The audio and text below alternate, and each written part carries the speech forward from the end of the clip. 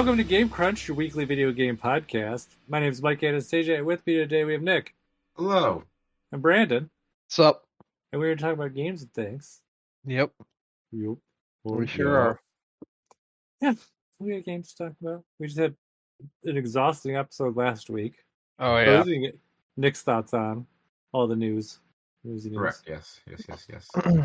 And then... Maybe we can give us some thoughts on last week. Mm-hmm. Yeah. Well, that's where we're starting. You guys ready to get into it? Yeah, let's go. All right, let's talk about Splatoon 3. Because I didn't really get to give it a fair shake last week. It was really just, here's some really brief thoughts because I didn't want to run the episode up. Yeah. Mm-hmm. So we can actually talk about Splatoon 3 now. And I put a fucking shit ton of time in that game now. So I can talk a lot about it. I don't know how much Nick has put into it. I've mainly just played the multiplayer. I haven't done anything else but the multiplayer. Well, I mean, Splatoon is mostly multiplayer. Yeah. What multiplayer did you do? Just regular. I did a regular battle. I did do one of the... What's the mode called where it's just like... Salmon Run? No, it's the one where it's like you capture like the platform and it moves from side to side. Oh, it's the tower thing. Yeah. It's like that weird pseudo King of the Hill that they have. Tower control. Yeah. Well, they have that one, but they also have the Splat Zones one. Splat Zones, I think, is more like... That I would consider more like King of the Hill, because that one doesn't move. It's just a big one that's just kind of there. Yeah, so that's one of the Anarchy modes. They have, or Anarchy battles. They have 4 of them. Uh-huh. It's the tower... That's the tower control, I think is what it's called. They have Splat Zones. They have Slam Shot. Mm-hmm. And then they have Rainmaker. Yes. And they're all pretty different, I would say. I mean, I guess the tower control and the Splat Zones, like I said, they're pretty similar. It's just kind of one of them moves and one of them doesn't. Mm-hmm. Rainmaker, you have like this weapon that you have to get across to the other side's base. And, you know, if you lose it, the other team can take control back or whatever. So you have that, and then the clam shot one, you have... It's weird. You have to like go around. There's like clams on the board, and then if you get to 10, they turn into a big football. Then you can throw it into a goal on the opposite side's base, which opens it up, and then the other people can just throw the other clams in. And then whoever gets to 100 points first wins that one. So those are like your ranked battles, which is pretty interesting. I had a lot of fun with them. I've been dabbling around with a bit of them. I was going to say, I don't know if there's one that I like more than the other ones. And they're all interesting. Uh-huh. I think the biggest thing I've realized is that there's just certain maps in Splatoon 3 that I just don't like. So I'm like less likely to play, like, I don't even know what their names are, though. That's the horrible thing. I don't know what the names of the maps, any of them are. They just kind of like pop up and I'll just be like, I'll see what it looks like in the picture and I'll be like, oh, I don't like that map. Let me see if I can Google them. Let's see. Because there are some that I don't like, but I think for the most part, I do like most of what I've played. Well, I can look at... Oh, no, they're on the app. I know this. Yeah. Let me see. Is there any that I don't like? I have some that I like don't really care for, but I don't think there's any that I just straight up don't like. Let's see. There's Sturgeon Shipyard, a Hammerhead Bridge, Mako Mart, Inkblot Art Academy, Museum de Alfonsino. I think that's one I really like, actually. Yeah. And I think I like the Inkblot Art Academy as well. There's Mincemeat Metalworks. I think that's one I don't like. Okay. Mahi Mahi Resort, I like. Undertow Spillway, no, is one I don't like. Let's see. Wahoo World, E-Tail Alley, Scorched Gorge, which I don't think I've actually ever seen. Well, it says I've played it once. Don't know. Hagglefish Market. Oh, I like that one too, I think. I like Hagglefish. Hagglefish is fine. I like Mako Mart too. I don't care for Undertow, and I don't care for Wahoo World, because that's the one that has like the platform in the middle that spins, right? Is that one? Oh, I do like that one, actually. Yeah, I don't really care for that one, actually. Oh, I love it. Yeah, I don't really like it. But I think that's the thing you do. You just get used to how some of the levels are, and you're like, oh, I know how to go through this level stage to, take advantage of it. So once you get to that point, it's a lot easier. But there's some stages like the one I just died on, like got slaughtered on before this.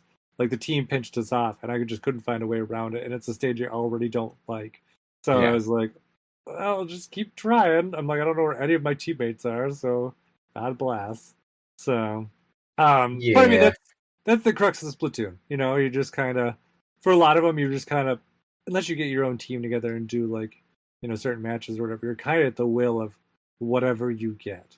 I would say the matchmaking's been pretty decent. Like I don't think there's anyone that I've really been with it that was just like this person's so obtuse that I'm not playing. Yeah. So I mean, they seem to at least be like around where you are.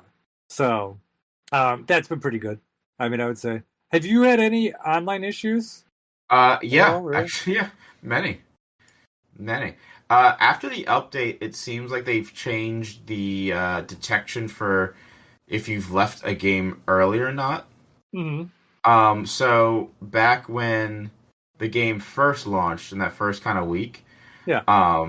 If there was like a connection issue where somebody left and the game ended, there was a few times where it like registered me as the person who left early, and I was like, I didn't leave. And it was like, if you keep doing this, you'll be barred from online play for a Oh, number really? of yeah. So I had that, and then I also had times where, um, what was it? I would, fuck, what was I think like I'd have my friends in a room, and then like one of us would disconnect or like lose each other while like finding a game. Mm-hmm. Um, but for the most part, like once a game is going, like there's no issue with actual like connection, as in like speeds and whatnot. It's just the random like dropping out or the game ending because somebody left. And like I Yeah. said, now it's fixed and it doesn't count for me. Yeah, I mean, it does seem to have some of those like new game connection issue woes. Yeah. Not like I saw an article. It was from Kotaku, and I think it was pre-release, really. And they're just like, "Oh, I'm waiting like tens of minutes to get into matches," and I'm like, "Never been No. an issue, No, not one." I've if I've waited more than 2 minutes, I'd say that's a lot, Yeah, I don't think I've ever truthfully. exceeded 2 minutes. Yeah, it's never I've And never been like, damn, I really wish I could connect to something right now. And I have gotten some of the because I've noticed there's like two sets of messages that you get like if you disconnect in a match. It's either like connection issue, which I've decided that's usually it has something to do with your connection, whether or not it's deliberate or not.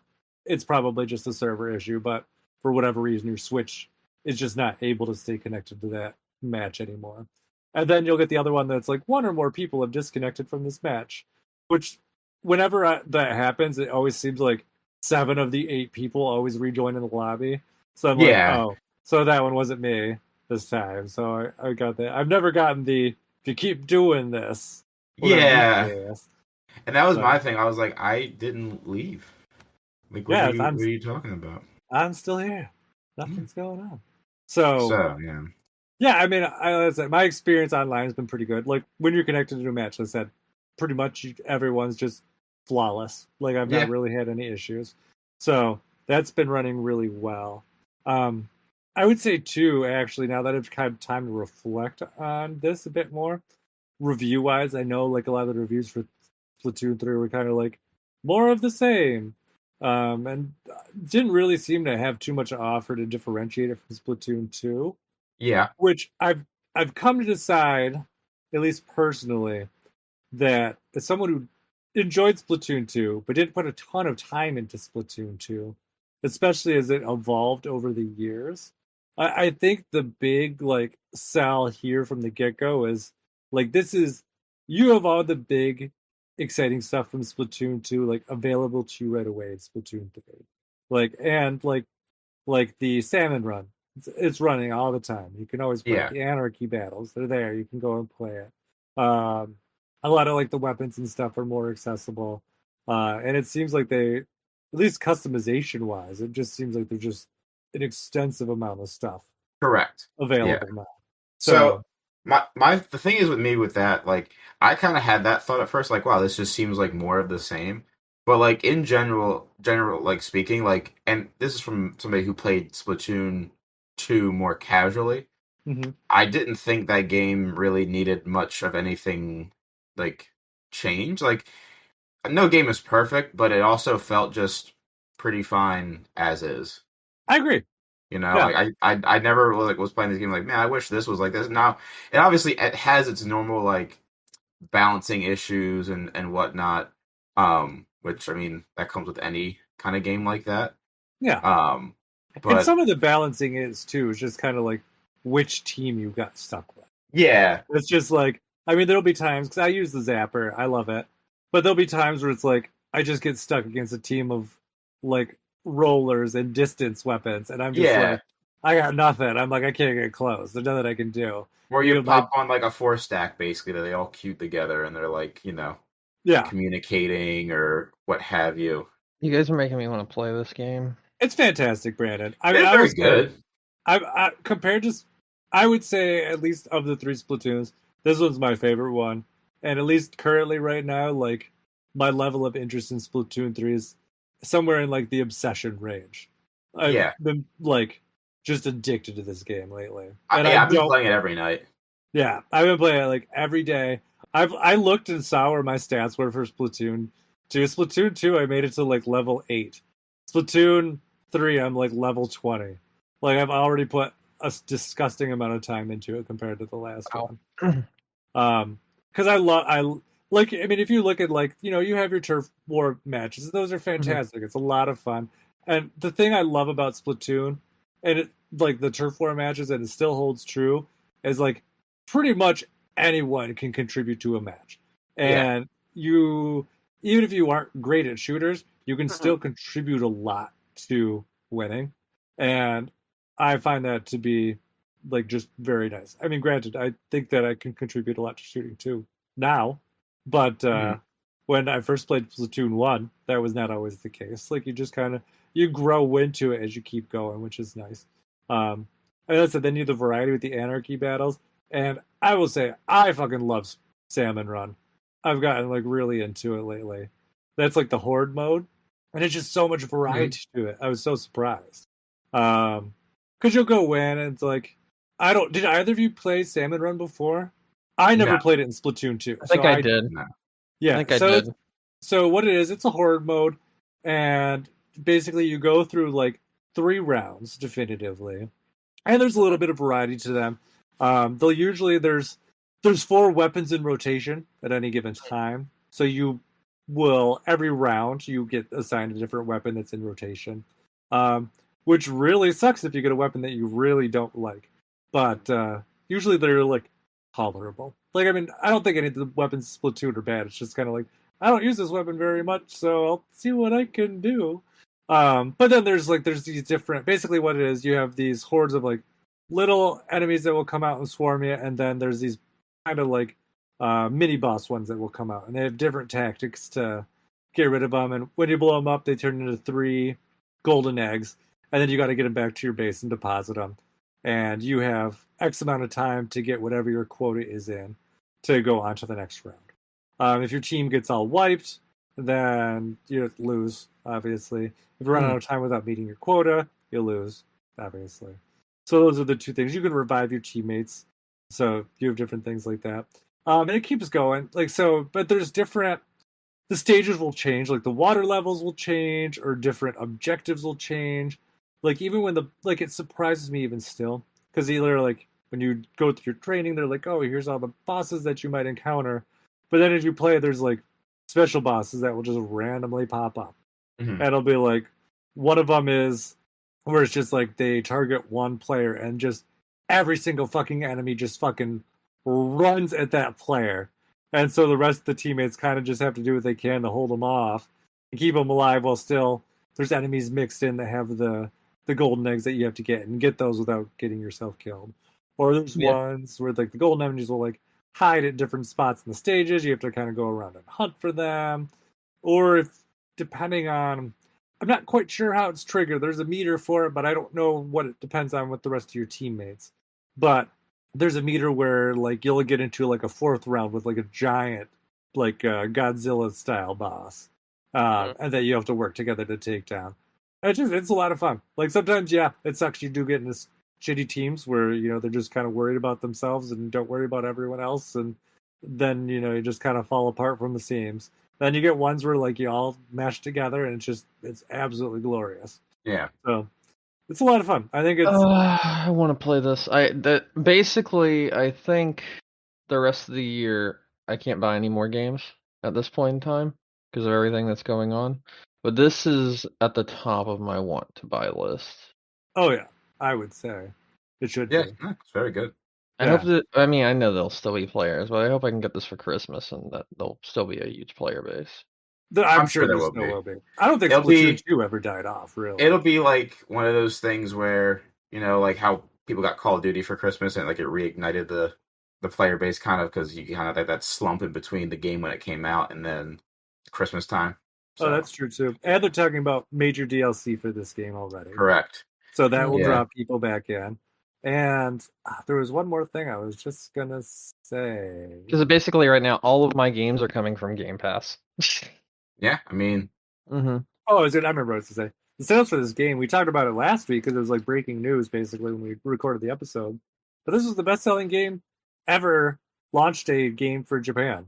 It sold 3.5 million copies Yeah. out the door. So, Yeah. I mean, this game is obviously it's one of Nintendo's biggest titles now. And at least from what I've seen, the user base seems to be pretty extensive. So, there's one more mode in this game that I really fucking love too. The table turf battles. Did you play those at all? I don't think I have actually. So they're kind of hidden. Like they're not like in the lobby. Like you have to go into like one of the back alleys, and there's this weird looking fish thing. This is like want to play a table turf battle, and it's like a card game, and it's kind of you get how do I describe it? You have like a grid set up on the board, and you have cards with different like shapes on them, and you kind of have to. The goal is, I think you have 10 turns, basically, but you go back and forth, each of you playing cards, and you try to fill up as more spaces than your opponent. Okay. And basically, like they can't go over your spaces, but they can get special attacks if they like. You have these special blocks on the cards, and if you square them in from all four sides with your color, or I guess any color, they're just squared in all four sides, either with a wall or by paint or whatever. Then they activate, and then if you get enough, then you can use them and do like a special move where you can basically use the shape, but you're not restricted to your own colors anymore. So you can go over your opponent's colors. Those are really addictive. You can get cards through either the gumball machine or whatever that is in the lobby. Yeah, I got those cards, yeah. Yeah, or there's some in the single player mode. I think you get some from the catalog too, from that whole like catalog upgrade system that they have going on as well. So yeah, there's lots of I like it. It's really fun. I get really sucked into that too. Because it's kind of nice, like sometimes DJ will be watching something that I'm kind of half want to watch, but I'll still want to play Splatoon, and I'm just like, well, I can kind of like half watch this because I don't need as much attention as like a multiplayer focused game. Yeah. But still kind of get like a little bit of a Splatoon fix. But it is really addictive. If you like card games, which I know you do, Nick. I don't know if you like that kind of card game, but it is really fun because you get to like make your decks and you can like pull things in and out, and yeah, it's a lot of fun. I don't know why there's not a quick jump there though. It's kind of annoying. Like you kind of have to go like up to the lobby and then off to the right because there's like an alley there, and like behind there is where you can go and do all that. So you got that stuff. We got the Splatfest that was announced at the Nintendo Direct coming next. Yeah, I already picked weekend. my team. Which team, yeah? Equipment? Is that what it was? Team Gear, yeah. Gear, whatever, yeah. Yeah, I'm Team Fun. Yeah. Because of Big Man. I'm just whatever he wants. I mean, I won't challenge that because it makes sense. Yeah. He's a good guy. He's great. He's a big man. I mean, literally. Yeah. Oh, yeah. So you can get all those things rolling out now. I don't know if you saw, because this was all new to me, because I had to learn it. So have you gotten any of the conch shells yet? Yes, and like randomly, like I went to go use the gachapon machine basically that's in the lobby, and I was like, "Hey, you have a conch shell? Do you want to use this?" And I was like, "What?" And I was like, "All right, cool, whatever." And then I used it, and I didn't like know how I got it, so. So okay, I can tell you because I now know. So where they come from is once the Splatfest starts, like the pre-phase, that we're in right now, like when you pick your teams, Okay. anytime you level up your catalog, you get a conch shell. Ah. And the conch shells count towards your team's victory. But you could spend them. You don't have to save them. So just spend them in the gotcha machine. Yeah. And that's what they're for. So every time you level up your catalog, another level, you get another conch shell to use in the gotcha machine. There you go. That's what it is. Okay. And I might have some more because I know I leveled up my catalog at least once a couple nights ago, like last night, I think. And also, a really neat thing, too, is you can, because the app, I don't know if you looked at the app. Yes, I did. So far. So you can do quite a few things now already on it. Like, I'm looking at the Splatfest teams right now. Like, you can see, like, what your friends picked. You can see, like, what the breakdown. Like, I'm the only person who did Team Fun on my friends list. And 2 people do gear. And then 6 people do food. I think that's how it is. Or is the other way?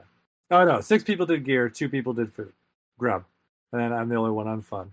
You know what? I'll fucking carry my team. That's fine. But then you can see people who are online, which, I mean, obviously that seems like a pretty standard thing. They have this Wander Crust thing where you can take points that you've earned and use them to get things for the game. Yep. You can buy things from the shop right on there. They'll have like sales with like special items and stuff. And you can, send them to your game there. You can see your stats. You can queue up replays that people might send to you online. You can see your progress in story mode. Pretty nice app. Like they have a lot of stuff on there. You can see what battles are going on right now schedule wise. So you can be like, oh, like right now, Anarchy battles, Rainmakers, the one that's going on. And then at 8 it switches to tower control. It's just kind of nice that you can kind of just hop on and see what's going on there. So it's really I did because I forget what day you told me to get on the app, but you were like, hey, check out the stuff that's on the app, and I did, and I was like, oh shit, I can order stuff, and that's when I saw that you had picked Team Gear. I was like, okay, that's pretty cool.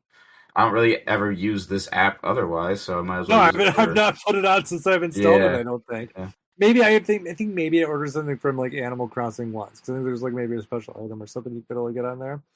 But yeah, no, never use it, never ever. And I was like, oh, it's cool that they put like them. Like this is actually like a pretty legitimate app. I'm surprised that. I mean, it's nice that they're using it. Like I look because Smash Brothers has a feature in there, and it just looks like it's like screenshots, and I'm like, oh, yeah, that's a useless app. That's nothing. But Splatoon 3, like I was like, oh, this is a really well thought out, useful app. And I was like, oh, it's kind of cool. The only other thing Splatoon 3, I think, to talk about because we really didn't touch on is single player, which I can talk about because I know you haven't really played it. I did not. And it's how do I put it? It's a lot like the other Splatoon single players if you played them before. Not really anything super deep, kind of like challenges. You get to a stage. Sometimes they'll give you a choice of weapons, which have different payoffs if you go through them with there. It has like a little bit of a story mode. You do unlock like backstory of the world as you go through. This kind of actually explains the whole how they got to this post-apocalyptic world kind of thing through this story. So you have all that. Nothing like mind-bendingly deep, but it just kind of fills in some of the gaps there. It's got some boss battles. One of the boss battles is literally stolen out of Super Mario Sunshine. Okay. Literally stolen. So it's kind of neat. It's a nice little surprise for people when you get there. There is the final level that you unlock is just stupid, insane. It's one of those ones where it's like, this is going to take way too much time to beat. I looked at a video on YouTube. It took them 20 minutes to get through it from beginning to end. And I was like, I don't have that time. And I just quit. That's just a lot. But the challenges are a lot of fun. I went through them. I think there's got to be somewhere in the realm of like maybe like 60 different levels to go through. And as you go through, you do unlock different things for like the single player, like some gear, some things that you can put into your locker. You can get some cards for the table turf battle. Like I said, you can get some like backstory stuff if that's interesting to you. So I don't know, it's a lot of fun. If you like the other ones, it's definitely more in line with like Octopath than say maybe like Splatoon 1 and 2. But it's still not super deep. Like don't expect like an adventure game, just expect a bunch of challenges and you should have a decent time. So there's that. And the only other thing I would just say Splatoon was just kind of throw this out there because it's just some random thing that happened to me. Because I had the amiibo, obviously. Obviously. Yeah, obviously. And you scan them in. So apparently, you have to get to a certain level to unlock all the gear tied to the amiibo. So if you scan it in, like when you start right away, it's just going to be like, here's one piece of this, set. You have to get to a certain point. I don't know what that is. I really didn't keep track. And online didn't really seem to know either. So I don't know what to tell you. But just if you don't get the whole set, just keep playing. It will be there eventually. Two, I ran into a weird thing where it was like, so I scan. I think I have 16 Splatoon amiibo. Yeah. I think that's what it is right now. And so 15 of them scanned in fine. And then one of them was just like nothing. Like you put it on there. It's not even like read air. It's just like the Switch didn't even recognize it. Like just no acknowledgement at all. Like dead. And I was like, that's really weird. I'm like, I wonder if I can find out anything on this. And like, I don't know. At first, online was not very helpful. They're like, it's dead. There's nothing you can do about it. Just order another one. And I was like, okay, these are amiibo. Like, it's not like they have all of them in production all the time. So I'm like, there has to be something else. Well, let me look into this. And I found a way to fix it. And it was surprisingly easy. And it was not anything I know. So I figured I would share this to someone. So to fix my amiibo, you know what I did? What's that? It's really random. I scanned it into my 3DS. Okay. Yeah. Just scanned it in my 3DS. And then I reset the amiibo on the 3DS. And then it worked fine. The Switch was like, oh yeah, this is a normal amiibo. What's going on? That's a really weird thing. Also, Yeah, that like the Switch can't do it. Like I said, the Switch didn't even acknowledge it. Not like, hey, we're not able to read this amiibo. It's just, or like you moved it, or something's wrong, or the data's corrupted. It's literally just nothing, like dead. And then I scanned into the 3DS. 3DS is like, hey, yeah, here's this amiibo. And I'm like, will you reset it for me? And it's like, yeah, sure. So I reset it, and then I went to go scan it on the Switch, and the Switch was like, oh, hey, nice to see you. Now it's an amiibo. Yeah, here's your gear. You're like, what? I don't understand. So that's really odd. Yeah, very odd. So if you ever have an amiibo that you run into the issue with, just remember your 3DS. Might be the key. But I think that's all the Splatoon stuff I have to talk about. Yeah, do you have any other thoughts on it that you wanted to share? Not particularly. No, I do really like it. Like I said, I've been playing it. I'm probably gonna play it tonight after we're done this. It's good. It's really good. But I don't know if I haven't played actually any of the story stuff ever for Splatoon. Oh, on any of them? No. You picked up Octopath Traveler kind of like for that reason. I thought. Well, I mean, get the free thing. Try it out. I downloaded it. Not Octopath, sorry, Octo expansion. Yeah, Octopath Traveler. I have it because of the thing, but like I didn't play it. I didn't play any of the DLC stuff. So maybe at some point I'll go and do it, but at this current time I don't know. I like playing the game for the online portion mostly. So I mean, that's what this game is at its core. Yeah, it is definitively an online game. I mean, that is its draw. The single player stuff, like I said, it just kind of gets you some extra gear, gets you some extra stuff. Not really anything. Yeah. And then they have this whole that whole banner thing for this one now too, where you like the banners and like the titles and stuff. Yeah. Just kind of like to present yourself as you're going, and it just kind of like the more things that you do in this game is like you get more banners. Like there's banners in Salmon Run, there's banners in Turf War, there's banners in your catalog, there's banners in the table turf battle, there's banners and unlockables and the single player, and just kind of like another way to get those things out there. So yeah, and it is nice, like I said, at least compared to the other ones, this one actually like explored the lore a bit more, but it's still not really like it doesn't do anything to make it a single player like must play experience. Yeah, it's just a bunch of challenge maps. That's all. So, but I mean, you should try it. Yeah, I'll give it a shot. Probably, maybe when I'm bored and like I feel like playing the online. So the online's the best part of that. You're never gonna do it. Dun. Anyways, that's all I got for Splatoon 3. I'm done. All right. Nick, do you have anything else? No, that's all. Honestly, all I've been playing is Splatoon. All right, Brandon. Yep. It's all you now. Okay. Let me introduce you quickly to the best soundtrack of the year. I mean, it's just, there's no fucking contest. So I played Metal Hellsinger this week. Mm-hmm. This game is fucking incredible. It is essentially exactly what I wanted. It is a album cover come to life as a video game, and I'm 100% for it. So Metal Hellsinger is a first-person shooter. Has a lot of arena-based elements, a lot like Doom Eternal or Doom 2016, that sort of thing. However, the one thing that sets this apart from the rest of them is it is score based, it is rhythm based, and every song has a different beat. And there's like a little thing in the center of your screen, similar to something like Guitar Hero or DJ Hero or Rock Band or DDR, where there are pulses that are going along with the beat of the song. And when you fire your gun or hack them with your sword or attack them with your skull friend to the beat of the song, you get more points and you get a higher multiplier.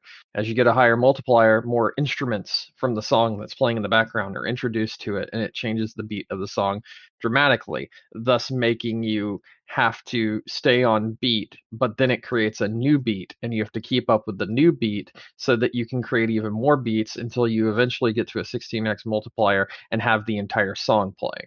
Now this translates seamlessly, like legitimately. This translates just completely seamless as you're playing, and it just feels natural, and it is an absolutely incredible game.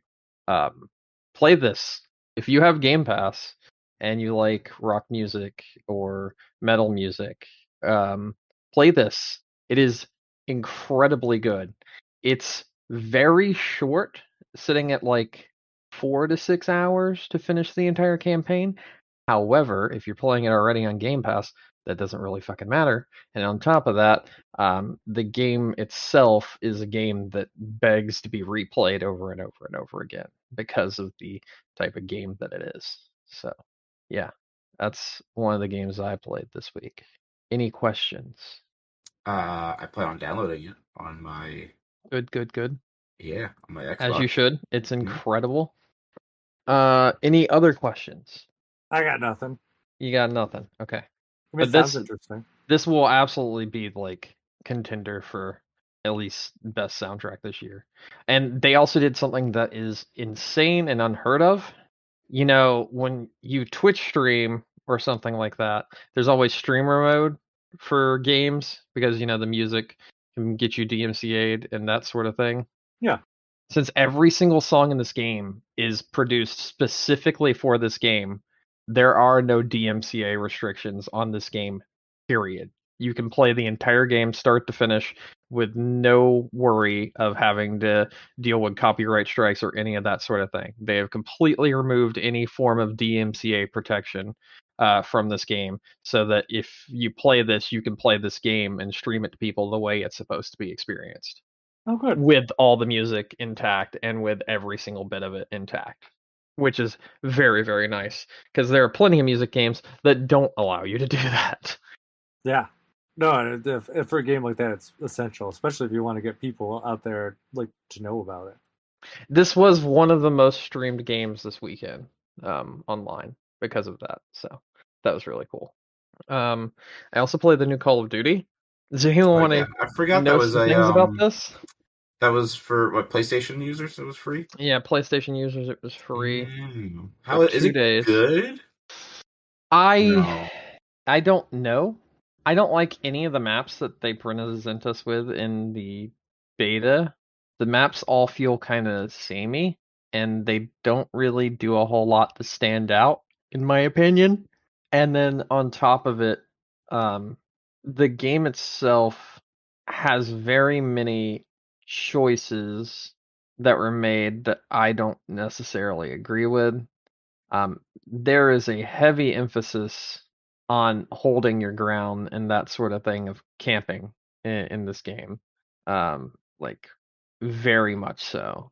And it's kind of rewarded because of the perk system. Like the longer the game goes on, the more perks you get. The perk system in this game is god awful. It's not good. You don't just have your perks when you're playing. You get them as the game goes on is a certain way to kind of um let's see, what's the word I'm looking for? It's a way to make it so not everyone has like martyrdom and these bullshit all at the start of the game.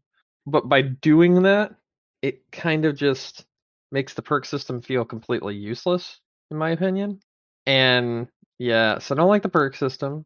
I don't like the maps that are in the beta. Um, the guns are fine.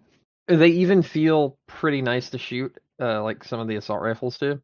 However, it it just feels way too samey, and I really just don't give a shit. Like I tried to really like it, but I just couldn't quite put my finger on what made me pretty much detest it from the get-go. Like I installed it and I started playing it and I was like, yeah, this ain't it, Chief. This really ain't it. There was one thing I did enjoy, and I know a lot of people don't enjoy this, but I actively disagree because it's at least something different, and that's the fact that they added a third person mode. I think that's really cool. So there's a third person play list that you can play Hmm. where essentially your character's in third person and you can see like, around walls and corners and this, that, and the other. And it makes camping for enemies a lot harder because you could like see them and that sort of thing. And uh it makes camping for you a lot harder as well. So you actually just kind of have to go, go, go, go, go, go, go, go, go. But when you go to shoot your gun, it like aims down the sights and goes into first person when you go to fire it. So it goes from like a behind the head point of view, a third person point of view, to I'm aiming my gun and then the camera comes down and then it goes into first person mode. And the first person mode in that mixed with third person mode, I actually think is really good. And I was having a lot of fun when I played that.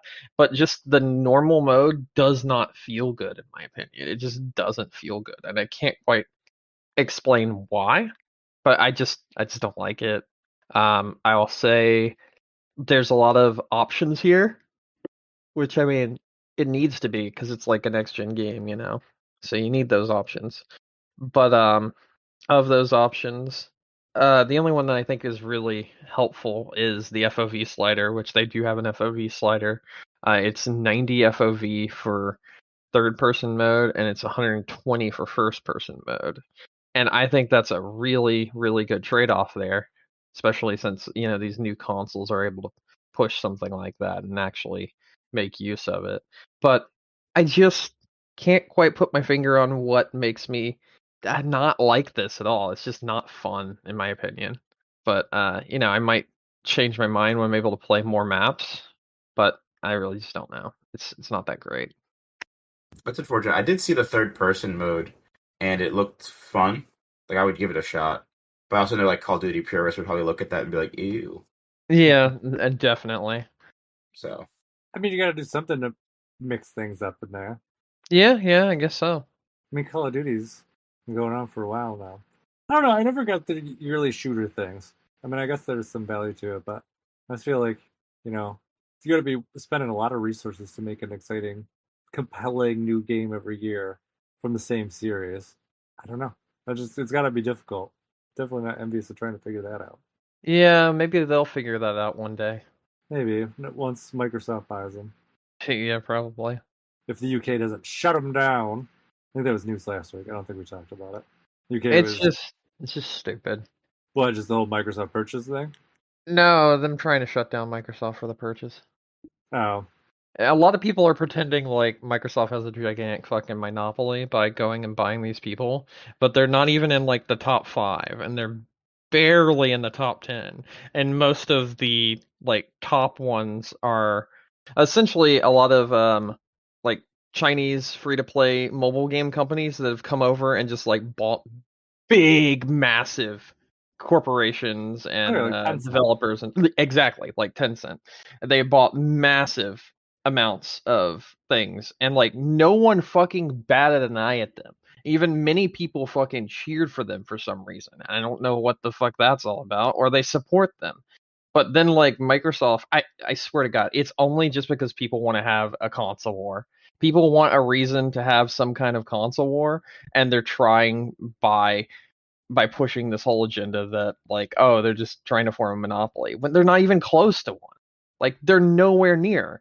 And if you're actually concerned about monopolies, what about the people that actually almost have one right now? Why don't you go after them? They're not going to though, because it's kind of out of their jurisdiction. So It's let's funny, like go after the other people. Tencent and Embracer have more of a monopoly than they do. Exactly. Fucking Ubisoft does. Ubisoft Yeah. owns so much shit. But most of Ubisoft studios are just support studios. Ubisoft even, owns like- so many things outside of studios that they have named. If you like Oh, look yeah. into it, they own like I think 30 extra studios that are just not tied to the Ubisoft brand, and they're just constantly making money off of them. It's ridiculous. Well, I had something to say. What was it about Microsoft? The other thing I thought was interesting about this thing too was that the online like opinions, at least a lot of the ones that I outwardly saw, Mhm. a lot of people were just like, "Please let them buy Activision. This company is just not running." Activision needs to be cleaned correctly." up. Activision needs to be cleaned up, and I actually think that Microsoft could do it because they made a lot of. If you okay, so I'm not a big like console this versus console that sort of deal, but there are two things that I know for sure. One, if you look at all the reports of bad things that have happened in the industry, Microsoft's name hasn't shown up there Mhm. at all. It just hasn't. And that's good. That's very good. And then two, if you look at someone like Sony, all we've been seeing for like the last few months since this acquisition was made is all of the anti-consumer things that Sony has attempted to do. And it's not even about the acquisition. We found out that they've been paying people to stay off of Game Pass. Like, it's actually insane. And then not even putting their games on their version of Game Pass. So they've just been paying them not to be part of that subscription service. And that's really fucking petty and really fucking stupid. Mm-hmm. And then on top of that, you have things like the price increase with the PlayStation 5 in every place outside of the United States. They already have been talking about a PlayStation Pro, and the PS5 hasn't even been on fucking store shelves for 2 years. You can't just flip that shit. And then on top of that, now we have PSVR 2, which before we were told backwards compatible with PSVR 1, and now they come out and they're like, yeah, nope, not doing that. Ain't happening. So every single PSVR 1 game that anyone purchased, you cannot play on PSVR 2. And they've claimed things like, oh, it's because of the architecture. Bull fucking shit. I literally watched VR grow up from the start of things. I have seen headsets that used cameras, and I've seen headsets that use things that are internal inside the headsets themselves, which is exactly what Sony is going for. They're going for essentially an Oculus Quest or a Meta Quest now, as it's called. They're going for that sort of deal with their headset coming forward, where the cameras are in the headset itself, or the sensors are in the headset itself, and then it works off the controllers. And that's the way it does the motion tracking, which is a very good form of tracking. However, they're claiming because of that, none of the old games will be backwards compatible, which is just not true. Because that could be fixed on a software level with so little effort, but they don't give a shit, and they probably don't give a shit because they'll have another tier of their bullshit in the future where they'll be like, and you can play PSVR 1 games if you subscribe to this tier of Sony's PlayStation Plus bullshit. And it's fucking ridiculous. It's absolutely stupid. And when you look at that, you're like, oh, no wonder fucking Japan wants nothing to do with Sony right now. It's stupid as fuck. Yeah, it's pretty wild. Sony. I love Sony and I love many of their games, but Sony right now as a company is doing nothing but constantly making horrible decisions. Can't disagree with you. I'm surprised that they did not do backwards compatibility on. Oh, you know what's even worse? They had a sale based around it when they first announced PSVR 2. Yeah. They claimed that these games would be backwards compatible. You could purchase all the PSVR 1 games on sale. They even gave away some, if you recall, as a way of getting people, hyped for the upcoming VR. And now, just out of the blue, they're like, "Yeah, we're not doing it. It's not backwards compatible. Get fucked." Oh, if I bought something on that sale, I would be livid. Yeah, exactly. So I mean, it's just absolutely ridiculous. It's very anti-consumer. A lot of their practices have been lately, and it's just I'm getting sick and tired of it. Like, they have very good games, but them as a company are being absolutely awful human beings. Sorry, I went off on a bit of a tangent there. No, it's okay. I remember what I was going to say too, and it is actually a tangent off your tangent. Okay, let's Did go. you see this rumor about the new discless PlayStation 5? Yes. Yes. Thoughts? Where it has a detachable drive, basically. Yeah. Stupid. What's the point? I mean, I wish Microsoft would do that with the S. I'd probably be all of them. I Because then you get the don't nice know. form factor, and then you can just have like the disk drive somewhere else. They're literally just doing it if they do it. Because you remember how we talked about... Forgive me. You remember how we talked about the quote-unquote bundles they could have released instead to, like, sell their system at a higher price? Yeah. Mm-hmm. I foresee them not doing a bundle, but doing a completely different system, and it's priced higher in the US. And that diskless one, that with the attachable, detachable sort of thing, that is the way they upcharge the US for PlayStation 5. I see what you're saying. So actually, funny enough with that, right? Did you guys see the article that I shared with you about the newer version of the PS5? Yes. So like, there's a hefty amount of empty space in that boy now. Yeah. Almost like they're making room for something. Making room for money. Yeah. Making room to be able to buy another yacht. I don't know. The other thing that would be concerning to me too is like, how much is the disc add-on gonna be? Because it's like, is it gonna be cheaper than the disc version? Oh, is no, it gonna be on par? Is it No, it's more gonna be expensive? more expensive. 100%. It's gonna be like, I bet the PlayStation 5 will be, what would I say? It'll probably be like $75 cheaper without the disc drive, but it'll probably be like $50 more expensive with it. That's right. That's exactly what I'm thinking. That's how they're going to introduce the higher priced PlayStation to the Americas, and that will also be when we start seeing them on store shelves, but it'll only be that one. You have to start phasing in the new model. That's how they're going to do it. Mm-hmm. As I said, that way you don't even have to announce the price change. Because it's just like, built in artificially to the system itself. Exactly. That's where my money is. That's what I'm going with. Same. Interesting. But anyways, I think that was a good transition into news. Yeah. So what we got? What's new in the news? Let's see what we have in the news. New graphics cards. Yeah. We have new graphics cards. Yeah. So you don't sound very excited though, Brandon. how far have you looked into this, Nick, or have you just seen the trailers and videos? So price. I saw the prices. Atrocious. Prices are atrocious. $1,700 for the highest one. For the highest one. And then I think the 4080 is like starting at 700. No. That's what their graphics said. Isn't the 4080 1200? I'm pretty sure they said the 4080 I think the 4080 topped out as 1200 because on the graphic that they showed, it showed the 4080 at like it says starting at 800 or something. I forget what it was. Yeah, so that's the 12 gigabyte version, which is essentially nothing better than a 3080. Correct. So why not just buy a cheap 3080 at that point? Well, there is the reason that they're giving you to do that is for the new version of DLSS, which that's such fucking bullshit. If DLSS is worth that much money to you, sure, go for it. Hold on. I mean, you know how DLSS works, right? It's software. They're locking software behind a graphics card. Okay. Literally, the only... Okay, so they have in their graphic, if you look, it says 2 to 4x better than the blah, blah, blah, blah, blah, blah, that sort of thing. Well, you know, actually, if I could just real quick, what's hilarious with me with Absolutely. that is they're showing games like side by side with like frame rate and shit with RTX. One of the games they chose was fucking Cyberpunk, and I'm like, it's not the game that used to tout your frame rate there, bud. Yeah. The game was fine now.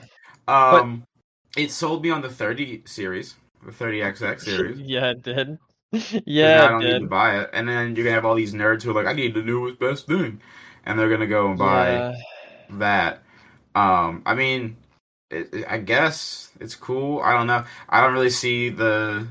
Obviously, it's all marketing, but I Yeah. don't really see the huge jump in performance that they're touting. I mean, obviously DLSS is cool. The new version of that's fine, but like that should be available on every chipset. Like, there's nothing. Good. I don't feel like there's anything in the new card that would make it not able to be used in the old card.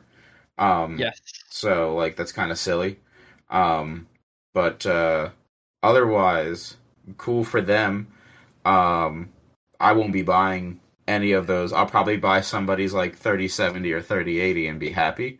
Yeah. Um, You can already get 3070s for $500, by the way. They which are is like on Best Buy right great. now and purchasable. So Correct. Yes. there you go. Because 3070 is kind of where I was landing. I never go for the highest or the lowest. I usually just go for, The just a middle ground. little sweet spot because, I would recommend that you slap a TI on that for an extra $50 and then I mean, go for listen, 3070 Ti. that's not a hard sell for Mm-hmm, 50 mm-hmm. bucks more. I mean, I'm on the website right now, and I can get I'm not gonna buy one because MSI graphics cards fucking suck dick. Um, Looks overrated as actually, I'm an sorry, MSI graphics card. other way around. The motherboards suck dick. The graphics cards are fine. Yep. I can get a 3070 Ti for 659. I can also get another one for 640. I can actually get right now. I'm not going to buy this one because it's the 3060, but you can buy a 3060 Ti right now for $400, and that's the NVIDIA like factory made one. You can buy a 3070 Ti right now for $599. Yeah, so that's also the factory made one. I'm looking at that exact one right now, and Yep. I'd Are you on probably Best go Buy with also? if I were to get Yep. one, it would probably be that one because it looks cool and it doesn't have to be all gamered up. So that's completely fine with me. Yeah, don't. There's no reason to buy these cards unless you're like one of those people who I need the newest and the best. Yeah, let's dive into that for a second. So, like you said, okay, DLSS is software based. There's no reason why DLSS 3 couldn't be on every single card. However, if you look at the graphic that we were talking about with the 4090 and the 4080, 2 to 4 times, depending on which card you look at, performance increase. That performance increase is literally coming from DLSS 3. That's Yes. where that performance increase is coming from. And they're having to lock this behind those cards just so they can have that thing listed there, essentially. Like the cards look like they're shaping up to be actually very good. And that's cool. Great new technology, new stuff. Love it. Love the fact that they're redoing Portal with it. Cool. It looks really nice. All That does that look stuff's very nice. awesome. What I don't love is the fact that technology is being locked out from people that even have cards that came out a year ago. That's ridiculous. You Do don't you think do somebody that. will hack the 30 series and be like, here's the LSS 3? Absolutely. Easily. I think it'll happen, and then they'll be like, oh, why, what do we do? Basically, because it's going to render their card irrelevant, basically. See, my problem is So like many other people are seeing that as well. I'd love to get one of the 30 series cards because they are good. But at the same time, it's like if somebody cracks it and they put DLSS 3 on the last gen and figure out that you get the exact same performance numbers, I'd be like hard pressed to give them any money ever again. Yeah, so in case you didn't hear the other news story, EVGA is no longer partnered with NVIDIA. There will never be another EVGA card for NVIDIA. They Okay. have literally dropped out of that race. And now some of the internal talkings is the fact that, let me see if I can see. Also, part of the reason EVGA left NVIDIA was due to their greed, because the only way NVIDIA can claim their 4000 series cards is by making DLSS 3 exclusive to those cards, which is what makes it the 2 to 4 times faster than the current cards that are on the market.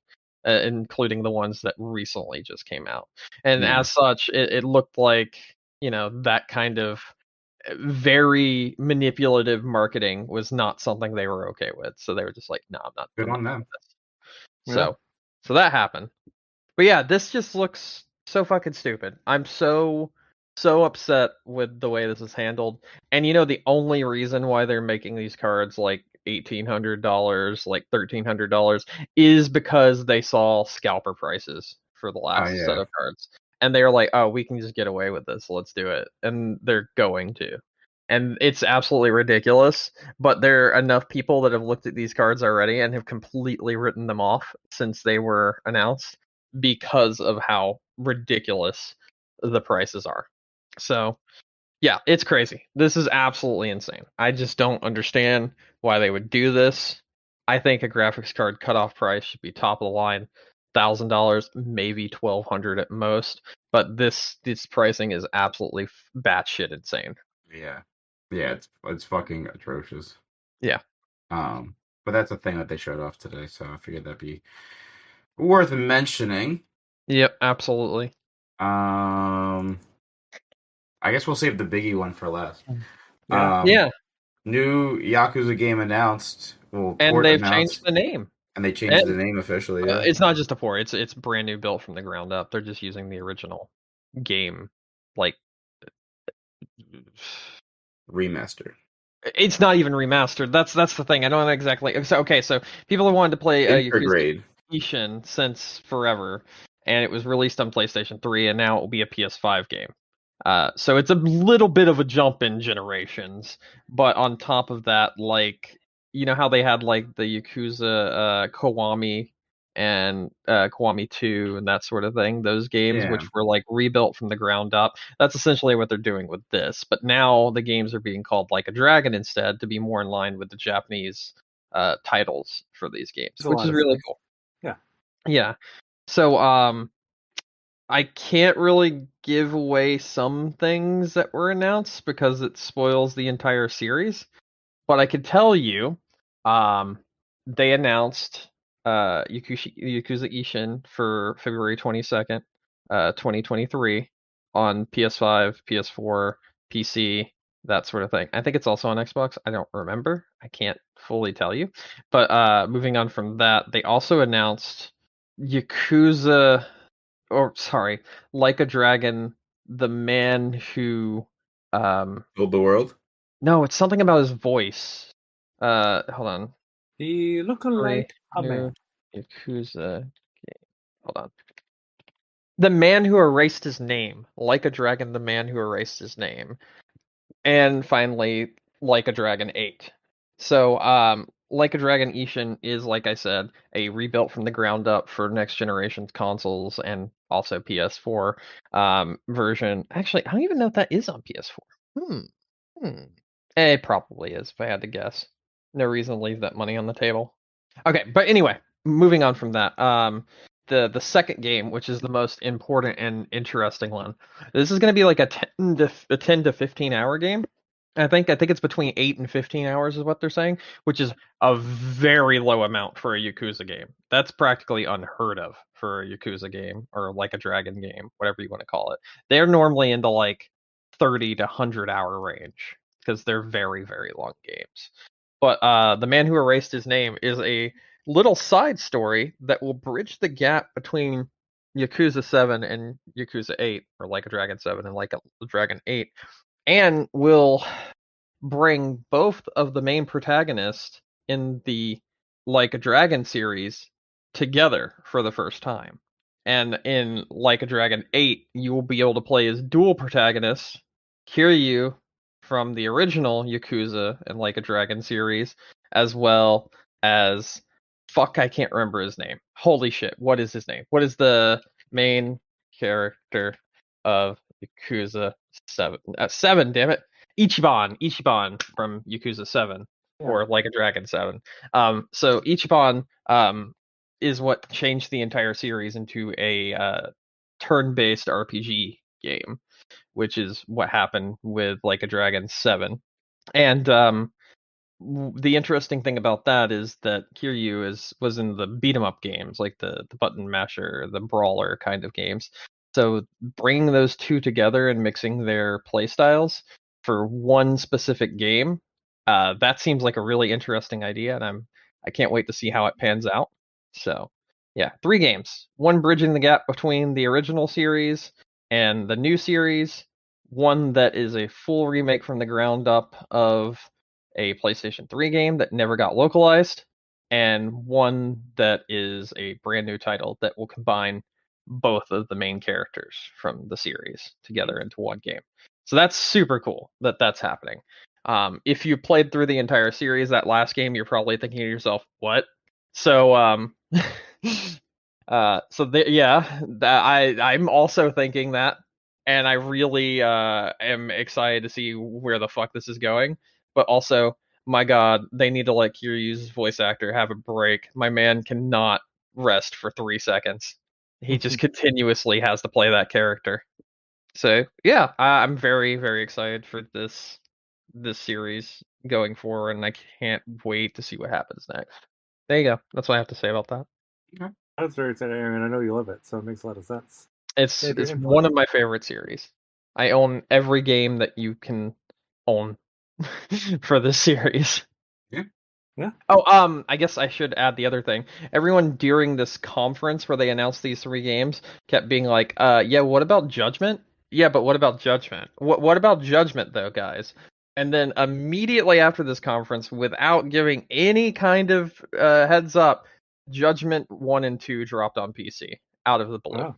And that's actually a very big deal because if you know anything about the lore of, like, real life lore of Judgment, the voice actor for Judgment is in one of the most prestigious voice acting agency, well, not even voice acting, just agencies in Japan.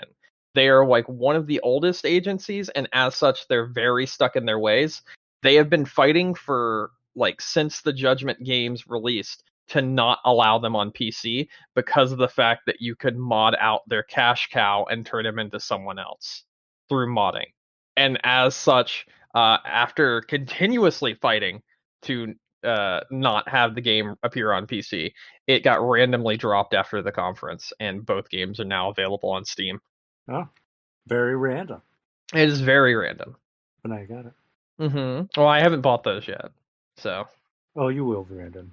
Oh, I absolutely will, but I haven't yet. All right, ready to move on to the big old story? Yeah, big Yeah, story let's of the talk about week. this one.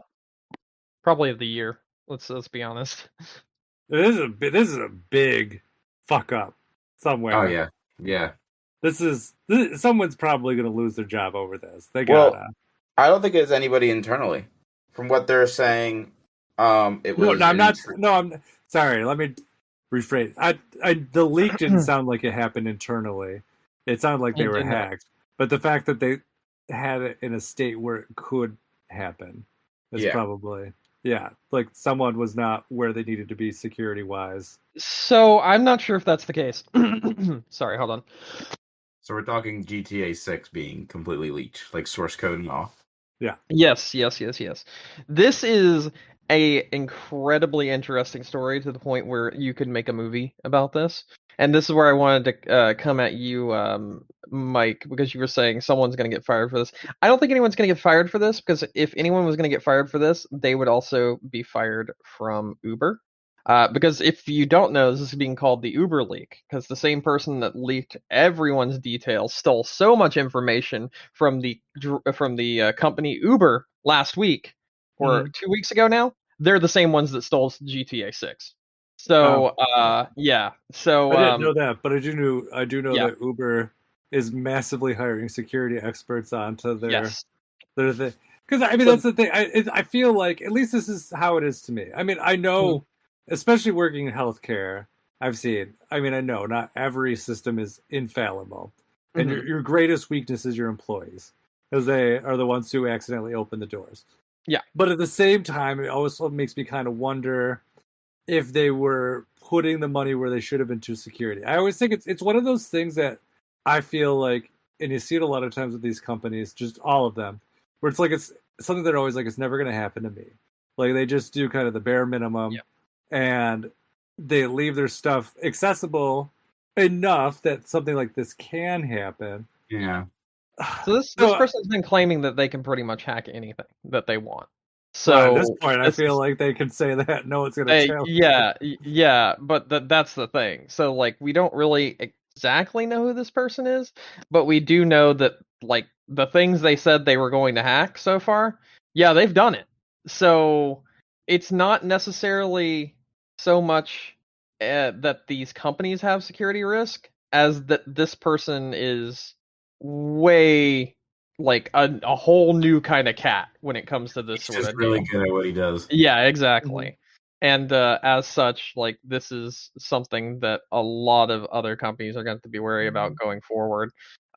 This story about how it ended up coming about. Before we go into the actual like leaks and the stuff that dropped and get our entire podcast DMCA'd by Rockstar and Take Two, I'll go ahead and because no joke, they have been DMCAing anyone that even talks about it. So that is a thing to be wary of. So I'll try to be like careful when we talk about it. But main thing I'm saying is, Mike, maybe don't have that in the title. Something about Yeah. GTA 6. Uh, Stole GTA 6 exclusive. exclusive. Just have the fucking Microsoft exclusive voice Mhm. coming over it. Exclusive. Exclusive. But no, so essentially the hack went crazier from there. The guy also stole the entire source code of GTA 5, posted 10,000 lines of code to prove that they actually had it. They stated they would sell it for no less than 5 figures to someone. Someone made a fake version of that person's Telegram and then stole $100,000 from some crypto bro who fell for it. Uh, it gets nuts the amount of shit that has happened. The guy tried exploiting not exploiting, but what's the word I'm looking for? Extorting Rockstar for a fucking big bank essentially, and they just ignored him and were like, "Nah, fam." It's just crazy the amount of stuff that's been going on since this leak. So yeah, that's a thing. But the leak itself is also interesting. Does anyone want to talk about that part now? Yeah. So longtime fans of the series are going to be shocked to find out it has cars, guns, and people in it. Oh my god. Yeah. I don't believe it. Did anyone actually Literally. watch the videos? I skimmed them. It looked Okay. like Grand Theft Auto. Yeah, I think I just So saw screenshots. I was like, oh, there okay, are cool. a few things in these videos that looked significantly better, and several people are actually very hyped for. For one, the actual AI, even in its current state, was leaps and bounds better than what they have had in the past. It was really cool the way like they were reacting to a robbery that was going on in essentially like a little diner, and the diner robbery, I swear to God, looked just like the one from Pulp Fiction. So Hmm. that was really neat. I thought that was kind of cool. A lot of the ways cars were just like designed looked more natural than what it does in like GTA 5. Looked more realistic in that sort of sense. I liked the ideas of having people essentially call up like dispatchers and shit while the crime was going on, and like having an actual queue that's like showing you that they are, but not in a very gamey way. They just did it through like you know what you can see going on at the time, but it's enough that it's not like, whoa, look, a giant exclamation mark appeared over their head or anything like that, but it's also enough that's like you definitely know that this is happening and you need to stop it. And that was pretty fucking cool. And just in general, a lot of the leak stuff and seeing kind of behind the curtain was really neat to see. I'd be curious to know your thoughts on the leaks just in general.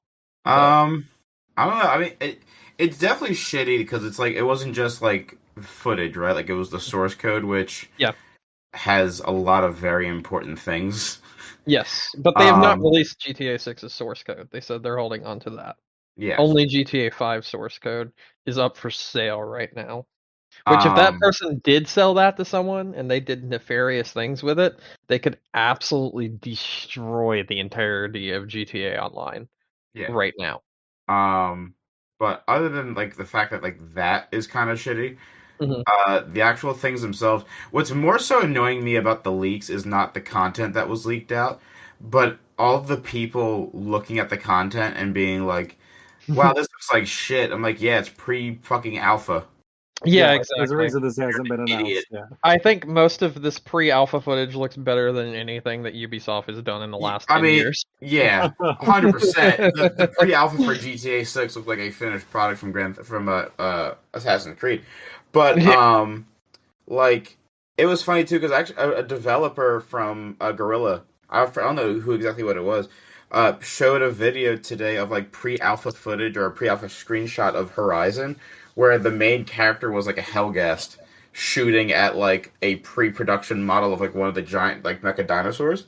Uh-huh. They're like, this is what this game looked like before putting all the textures in. You're fine. Okay, dude. Okay, that's a meme going on right now on Twitter, and I just saw it with Control.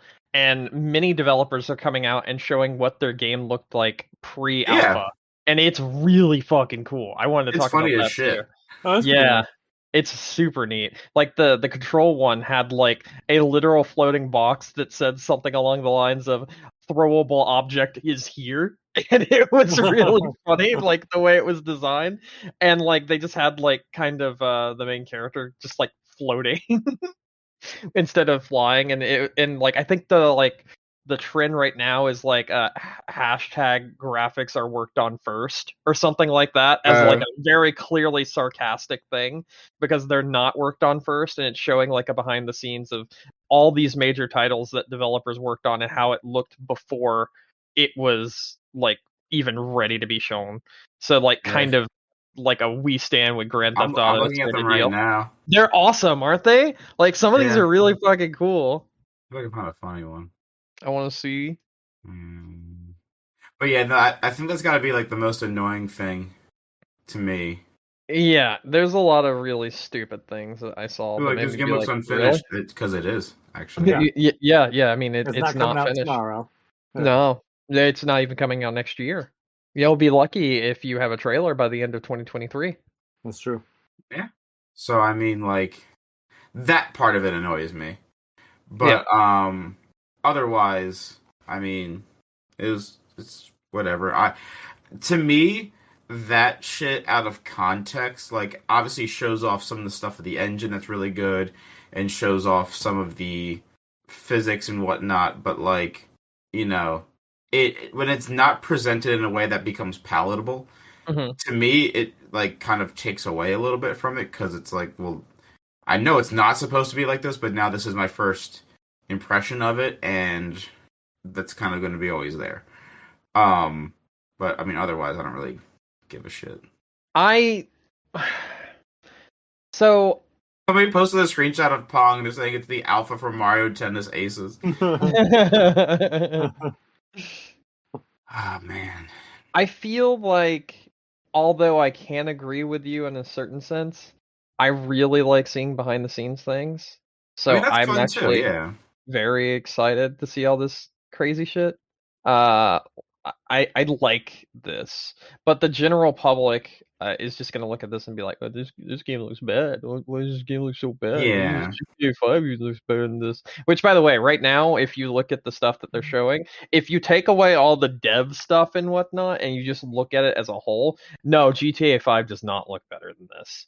This No. is like leaps and bounds better than GTA 5 if we're not going from a graphics standpoint and we're just going from a like standpoint of um like general ideas and Mhm. whatnot. So It also, I don't know if you saw, you probably did. Um, in one of the leaked images, it does confirm the location of it's Vice GTA 6, City, let's go. which is cool. Yeah. Um, but again, too, like to me, I don't know. I'm not a huge fan of Grand Theft Auto. Like I liked playing 4 and 5 like online and just kind of dicking around with friends. But for somebody like who's more of a fan of Grand Theft Auto, do you feel like that would kind of take away from their overall reaction when the game's finally shown off and like, oh shit, Vice City's coming back? It's like, well, now we've known that for months. So I mean, it's definitely gonna suck some of that wind out. Yeah. although I do agree in a sense that it's gonna suck some of that wind out, it depends on how they present Vice City coming back. Because Vice City is all about neon lights and long strips that you walk down and this sort of thing, and the beaches and whatnot. And if when we see the trailer for the game actually in production, that's coming out eventually, when we see what they want to show us eventually, if they like highlight those elements of it, I feel like that, like play some maybe 80s music over the top of it or something. I feel like that would not take the wind out of it just by knowing already that it was in Vice City. I think it would be really cool because like Vice City is one of the more interesting places that GTA has taken place in, like ever. And as such, I don't really think. I think a lot of people are going to be very excited for a return to Vice City. And depending on how they frame this when they're ready to show it to us, I think they could still knock it out of the park. Oh yeah, I mean, like, I know they can still present it in such a way that like makes it hype again. I just feel like at the same time it definitely takes a little bit of the you know, takes a little bit out of a little bit of the wind out of their sails, but Well, I I don't agree know. with you, Nick. Yeah. I think because people are gonna know it's there now. They're gonna know it's coming. It's not gonna be like, oh my god, we're back again. It's Yeah. gonna be like, oh yeah, I saw the footage a while ago. It looks like it's improved. So it looks better than I thought it was going to, or whatever.